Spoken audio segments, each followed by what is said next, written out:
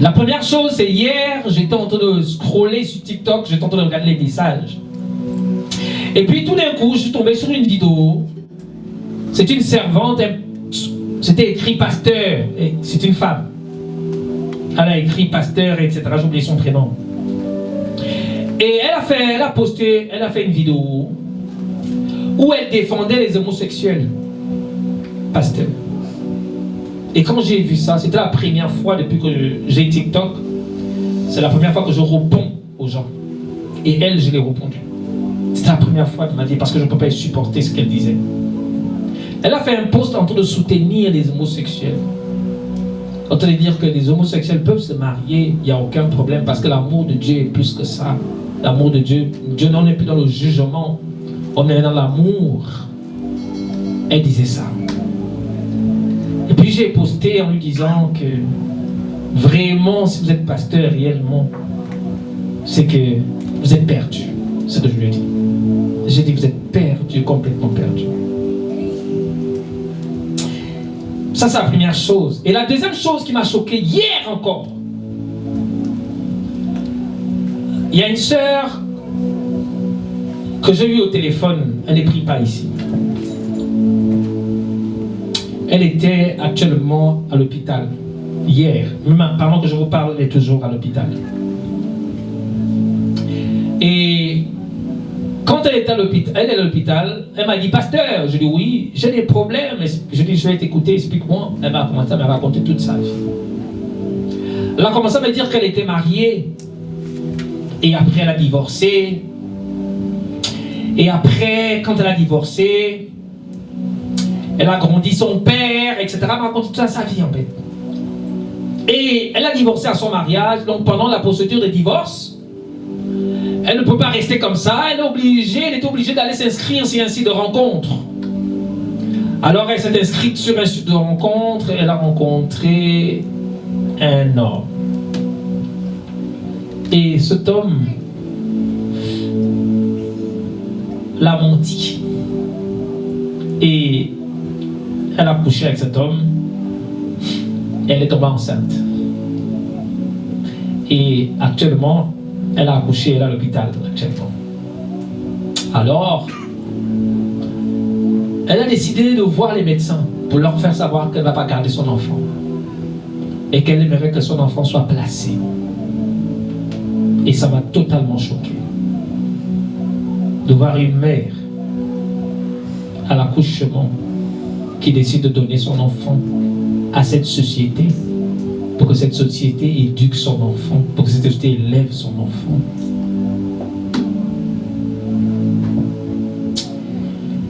Elle a commencé à me dire qu'elle a les révélations de Dieu. Ah, Dieu me parle. Dieu me ceci, Dieu cela, j'ai ma relation, etc. Je l'ai écouté. J'ai dit tout simplement que ma soeur, s'il y a une chose qu'on ne négocie pas avec ça dans la vie, c'est la sémence. On ne négocie pas avec la sémence. On ne trouve pas les compromis avec la sémence. On ne joue pas les alternatives avec la sémence. On ne blague pas avec la sémence. Parce que la sémence, il n'y a que deux sémences. Soit tu reçois la sémence de Dieu, soit tu reçois la sémence de l'esprit de ce monde, donc Satan.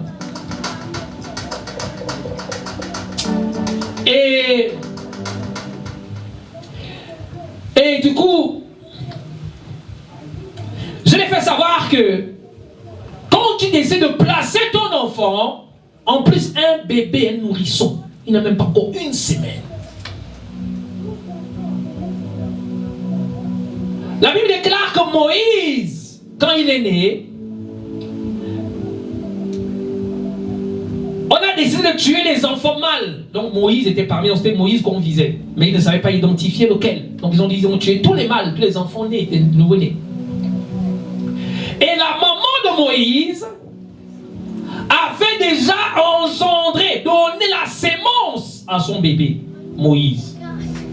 Et c'est pourquoi quand elle a fini de donner la sémence à Moïse, Elle a été obligée de mettre Moïse dans un panier et de faire tomber Moïse dans une rivière pour que l'eau coule, pour que les gens récupèrent Moïse.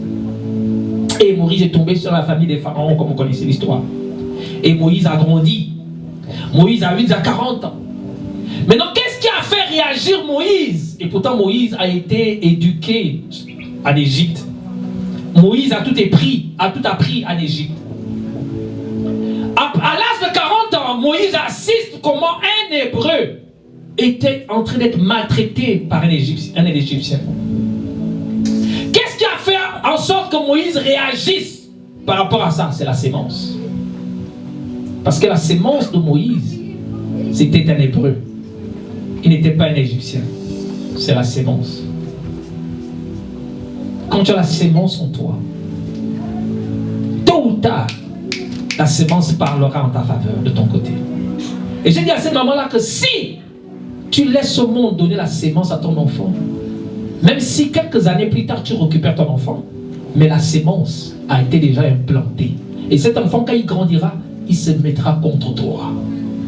Il va s'opposer à toi parce qu'il n'a pas reçu ta sémence.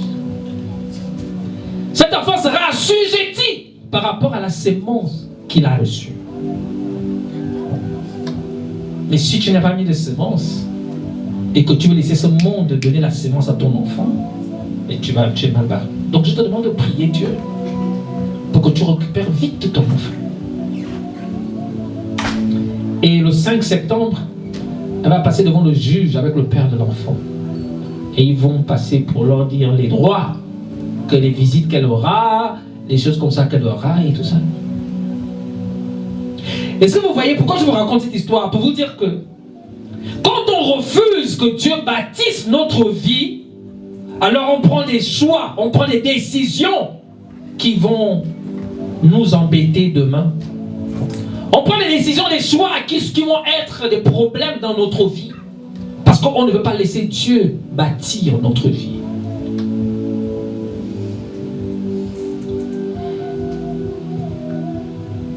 Et tous les choix que nous faisons aujourd'hui, sachez que demain, soit ces choix-là seront favorables pour vous, ou bien demain, ces choix seront défavorables pour vous. Les conséquences, il y a des conséquences qu'on appelle des conséquences immédiates. Il y a aussi les conséquences progressives avec le temps. Ces conséquences-là arrivent. Par rapport à la direction, par rapport au choix que je suis en train de prendre. La voie que je suis en train d'emprunter.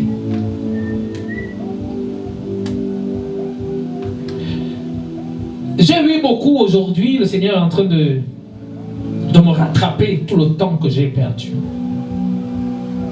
Parce que hier, j'ai beaucoup fait des mauvais choix dans ma vie, sans Dieu. Beaucoup de mauvais choix. En espérant que ces choix vont m'apporter quelque chose de bien. Mais avec le temps, ces choix ont été défavorables pour moi.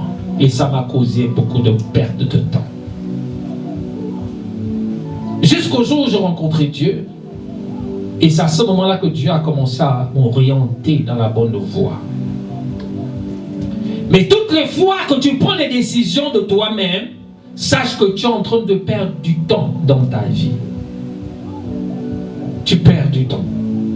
C'est pourquoi tu arrives à un niveau de ta vie, tu regardes ton âge, tu te dis que tu es une personne tu es dans la trentaine, ou tu es dans la quarantaine déjà, ou encore tu es dans la cinquantaine déjà. Et puis tu regardes autour de toi, tu réalises que, mais en fait, il n'y a rien que j'ai bâti en fait. Tu réalises que ma vie n'est pas bâtie comme elle devait être bâtie par Dieu. Tu commences à réaliser que ma vie n'est pas en train de fleurir comme Dieu me dit que ma vie doit fleurir. Tu réalises que ma vie n'avance pas comme elle devrait avancer. Et tu te demandes comment faire maintenant pour rattraper le temps. Mais sachez que la Bible déclare que le temps, quand il est passé, il est passé. Le temps, lundi ne peut plus... Là, aujourd'hui nous sommes à dimanche. Hier c'était samedi. Samedi d'hier ne peut plus revenir à aujourd'hui. Maintenant, ce que moi je dois faire aujourd'hui, c'est de comprendre la direction que Dieu a pour ma vie et de m'aligner, de m'ajuster, en fait que Dieu m'accélère tout le temps que j'ai perdu hier, pour que Dieu accélère, me fasse rattraper ça.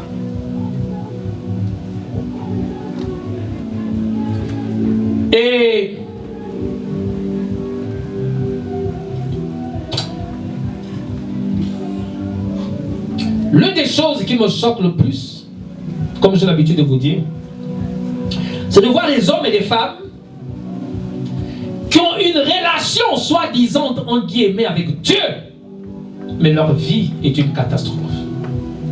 Leurs choix, ce sont des choix catastrophiques. Leurs décisions, ce sont des décisions catastrophiques. Leur pensée n'est pas la pensée de Dieu, mais elle a quand même une relation avec Dieu. Mais pourquoi ce contraste? Pourquoi ces désaccords? Pourquoi cette façon? Parce que beaucoup ignorent que Satan aussi se déguise en l'ange de lumière pour apporter les soi-disant révélations. Et beaucoup sont non, Dieu m'a montré ça. Oh, Dieu m'a révélé ça. Mais sans savoir que la stratégie, et je disais ça à ces personnes-là hier, je disais que est-ce que par exemple, moi, je vis dans le péché, je suis pasteur, je couche avec les femmes à l'église, je couche avec les sœurs à l'église, je mens les gens, je manipule les gens, et puis Dieu vient vers moi, il me dit, il me révèle la vie du pasteur Vanessa, en me disant que le pasteur Vanessa vit dans le mensonge. Et puis je dis, pasteur Vanessa, Dieu m'a révélé qu'il faut que tu te répandes. Parce que si tu ne te repens pas, tu vis dans le mensonge. Alors que moi-même, je suis un menteur. Moi-même, je vis dans le péché. Moi-même, je suis un manipulateur. Mais Dieu ne parle pas sur ma vie. Mais Dieu me parle seulement sur la vie des autres. C'est du mensonge, c'est diabolique. Ça, c'est pas Dieu qui fait comme ça. Dieu ne fait pas ça. Dieu va d'abord me parler moi personnellement. Dieu va me dire que, hé mon fils, répands-toi parce que tu es en train de mal faire. Dieu va me dire, répands-toi, hé vite, répands-toi. Tu es en train de mentir, répands-toi. Avant que Dieu me révèle la vie de quelqu'un d'autre. C'est pourquoi la Bible dit que regarde là-bas la poutre qui est dans ton œil. Regarde d'abord ton défaut avant de vouloir regarder d'abord les défauts des autres. Examine-toi d'abord de savoir est-ce que je suis clean, est-ce que je suis bien afin d'aller parler aux autres.